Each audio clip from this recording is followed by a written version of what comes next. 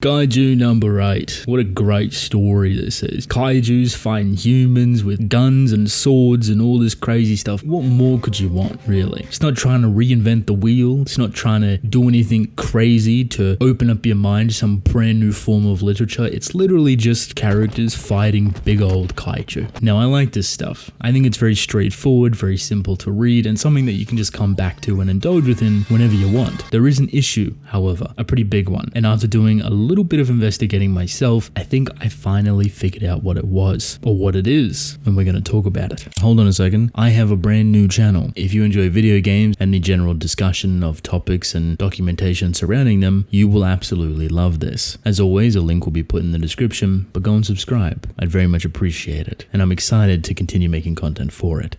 So a quick rundown if you don't know nothing about Kaiju number 8. Somehow, someway, the main character gets a kaiju inside of him. That happens. Because of it, he starts to go through a metamorphosis. His name's Kafka, hand in hand obviously, and then he starts to transform into a kaiju himself, a very humanoid one. In this world, kaiju is very common, the public know about them, and they have a defense force. They fight against them. They have all the weaponry and all the army on standby just in case stuff like this happens. Now, our main character joins that defense force without trying to use his kaiju-like powers, but a lot of stuff happened, and eventually they find out, they interrogate him, they find out he can be used as a weapon basically. Here you are. They deploy him into the battlefield to fight in this kaiju form, which is like a full armor form, and he goes all in. He's very powerful, right? And he's an older individual, in his early 30s I believe, so it's not the typical teenagey Shonen Jump formula, but if you're being honest, there's bits and pieces of it there. So that's Kaiju number 8, right? Very straightforward. The main appeal of this manga is its kaiju designs and its cataclysmic events, and all the fighting that is obviously entangled within it. There's no real political drama, there's not much of a character drama, it's just straightforward action, and this can be very entertaining when done with a likable cast of characters, which I believe Kaiju number 8 does have. A little bit bland, a little bit unsalted, but still good enough, and they're all going through their process currently now, being just over 100 chapters as of recently. They're all going through their each individual character growth, so you're learning a little bit more about them, you're learning a little bit more about their powers and how they intertwine, and it does a pretty good job at doing it. However, the recent arc has implemented a very big problem. It has a very big issue that is glaring if you read it release to release. Now, this manga is normally a bi-weekly story. Sometimes you might get a week-to-week chapters, other times it might be every 3 weeks. It kind of depends. A little bit longer than what you're used to. So naturally, you would somewhat expect the chapters to progress a little bit further every single time, like normal. You're reading some, you want it to progress, that's straightforward. The issue that Kaiju number 8 has currently is that for the past handful of months, I imagine, it has progressed barely in the slightest. And I mean the tiniest, eeniest, beaniest little steps that really get under your skin. To emphasize this, the miniature, small amount of progression that's currently going on, we are within a war arc. All of these characters have just gone back to back, going through their own growth and fighting something that is very conflicting. So it's entertaining, it's high octane, and it's moving forward, or at least learning about something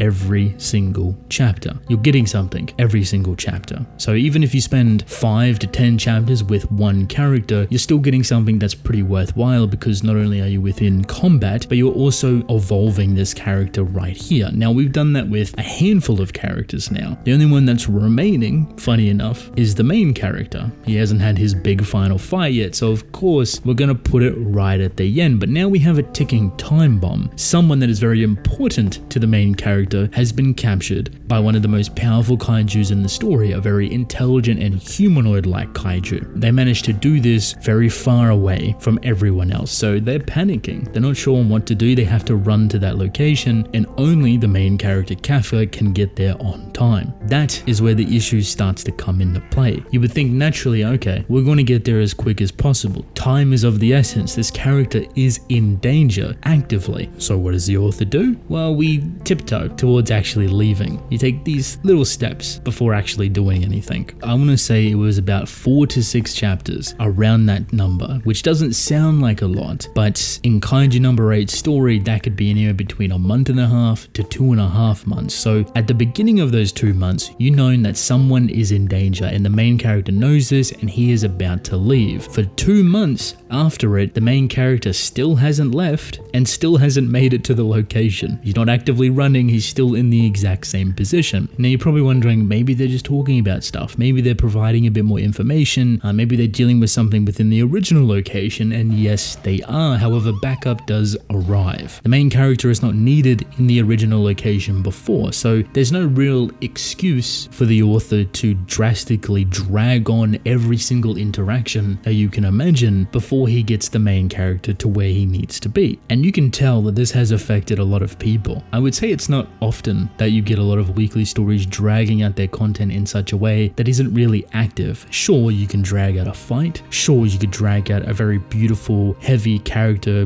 development moment, but a moment where there's not really much going on, it's more so stuff within the background and stuff within the forefront that needs to be handled at a different location. There's nothing integral that needs to be shown right here, right now. If there was, you could even jump back to it, but we're not clearing the calendar, we're not clearing the floor, so only the main character can get spotlight with this final fight. So what are we doing? Now you might think I'm over exaggerating, it's not that big of a deal, and at the end of the day, you're kind of right. It's really not that big of a deal. 2.5 months, maybe 2 months if you're lucky, isn't that long of a time, but it does become very repetitive, and people do get fed up so quickly when something needs to be achieved, yet nothing is getting done to actually get there. Now I read this in one sitting. It was about 10 to 12 chapters that I was catching up on, and even I found it very slow, almost like it was brought back to a snail pace for no real apparent reason. So I can imagine how long it would have been for people reading every chapter release. Why is he doing this though? And you're right, why is he doing this? He's never really done this before, at least in this way. And then I thought about the most obvious thing ever. The easiest thing that you would want to link up with and time it almost perfectly, your very own anime.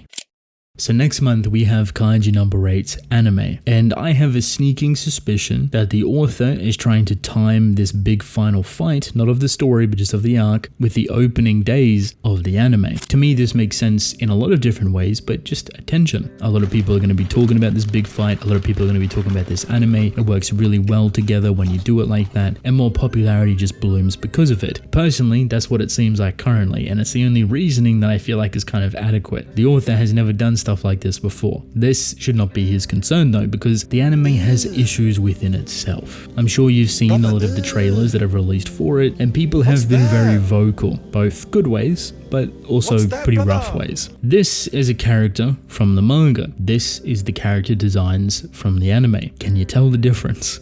There's a little bit more to be imagined with these anime character designs, and they're off for the most part. Now I say off respectfully because I personally don't really have an issue with it, but a lot of people do. And I think the reason it's been designed this way is because not only the studio that is working on it kind of work really well with this type of very thin, simplistic curvature of outline characters, but it's also easier to animate for them. The worst thing about it is that this was the first thing we known about the anime. We didn't see any sort of other promotion, we didn't see no really nice trailer, we just seen character designs that looked pretty rough. When you get the trailer, however, completely different story, because the trailers are really nice. The backgrounds look gorgeous, the animation looks crisp, the color design super bright and vibrant, but also very atmospheric at times. It knows exactly what it wants to do, so it's only off-putting slightly now because the character designs look a bit weird. I can actually get past that. They've kind of grown on me a little bit. Sure, they don't look identical to the manga characters, and the manga characters aren't drawn beautifully or incredibly well either. It's very standard.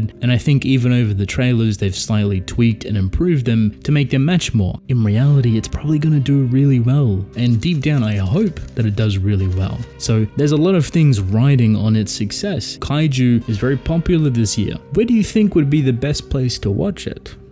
Oh, typical Crunchyroll, Netflix, Amazon even? No, none of those. What if I told you Twitter?